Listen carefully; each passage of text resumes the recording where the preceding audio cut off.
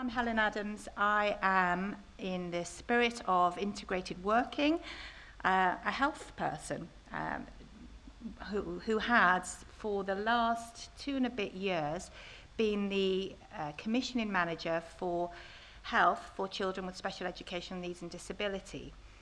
And it is my greatest pleasure to be part of this event and to be introducing day 2 of 3 with 4 events to you all today. And really, my biggest plea to you when you're talking with each other today, when you're looking at the scenarios, is to think about integration, to think about having the family and the child at the heart of everything that we do. So I am going to run through some of the context and the background of why we're here today. But before I do, when I was thinking about this yesterday, because I'm quite last minute, I was looking on the BBC website, and some of you may have seen this. Hang on, stop. And it's a beautiful, very brief clip that I think just says in, I don't know, a matter of seconds, sums up why we're here and what we need to take away with our thoughts and our actions after today. So I think it just sets the scene really beautifully, much more eloquently than I ever could.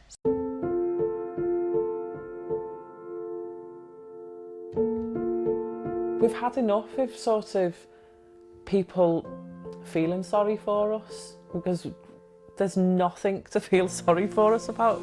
There is differences, of course there's differences, but there are more similarities, far more similarities between our children and a typical child.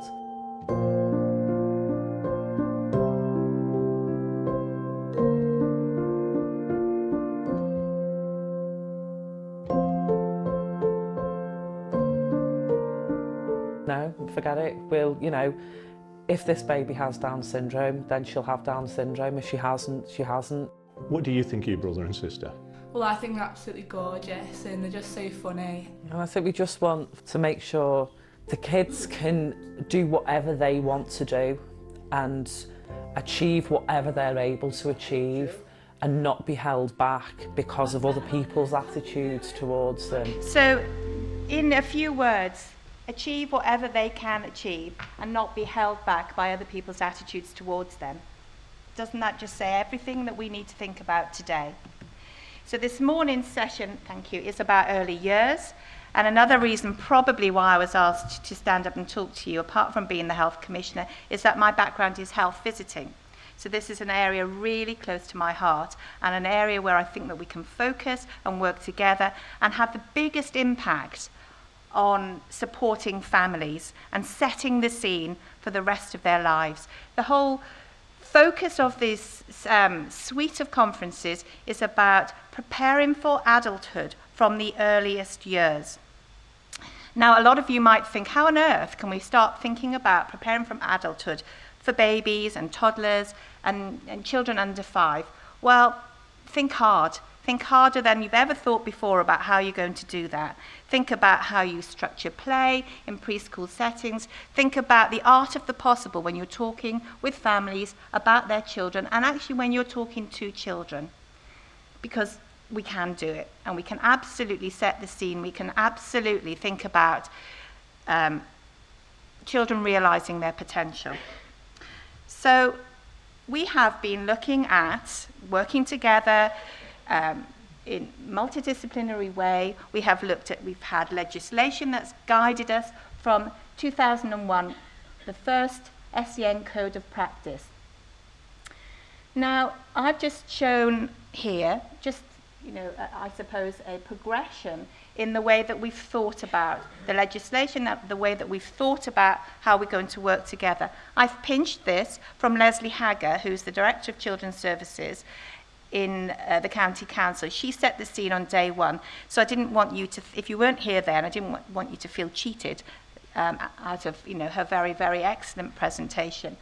So this is what guides us right through to a revised code in 2015 that is no longer just special educational needs and disability, special educational needs. We've added disability onto that. I think the key one for me here that really pulls together the integrated approach is the Children and Family Act in 2014, which introduced the idea of education, health and care plans, replacing statements, and really has made us focus on how, as health staff, education staff and social care staff, we look holistically in a personalised, outcome-focused way on the child, and that we are writing plans with the child, with the family, really focusing not on what resource we have, but what outcome we want to achieve for that child and family. So these are, you know, I suppose the skeleton, the framework that we're hanging everything on. From a health point of view, in last December, what was called the Healthy Child Programme was split into birth, pregnancy to 5, and then 5 upwards, has now been amalgamated into the 0 to 19 Healthy Child Programme. So from a health perspective, that's what health visitors and school nurses, special school nurses and mainstream school nurses will be working towards. So we've got a lot of legislation that supports what we do. So Leslie Hager was saying that she's looking forward to 2020, where I'm not sure whose vision this is, but I think it's a great aspiration. Northamptonshire will be a centre of excellence for person-centred thinking and practice. So this is the vision from our leadership within health, within social care, within education, within the local authority. And what Leslie was saying is that we need to think about the culture in which we work, the systems and the structure and our practice. So we can't change the whole unless we address each one of those themes. So attitudes and culture, the system, you know, electronic recording, pathways, and practice. So those are the things that we have got to concentrate on. We've got to work on all of those things together, otherwise none of it will work. So Jane was just hinting at, there were some themes, emerging themes from day one, because we did look at, we had tabletop discussions and workshops on day one, which were brilliant, I have to say, and far exceeded our expectations in their success. And these were some of the themes that came up from when we looked at pregnancy to 5 years. So I've just, and I'm hoping that we'll build on these today. So communication was key theme. There were examples where communication was dire, and there were examples of where communication was excellent and how much of a difference that made. Training came up as a theme. Awareness, disability awareness training was absolutely key. The partnership, three-way partnership working between the parents, in this case the health visitor, and other, you know, settings, education, really key. When it works well, it's fantastic, and when it doesn't, you know, we all know what happens. So we have got to really work in a solution-focused way. Look at what works well. Why did that work well? Let's do more of that. The importance of key people. This was about continuity. This was about having a key worker, having someone that the family could link into, not someone who does all the work, but somebody who was a linchpin. And I think that was an important message. And intervening early, identifying early.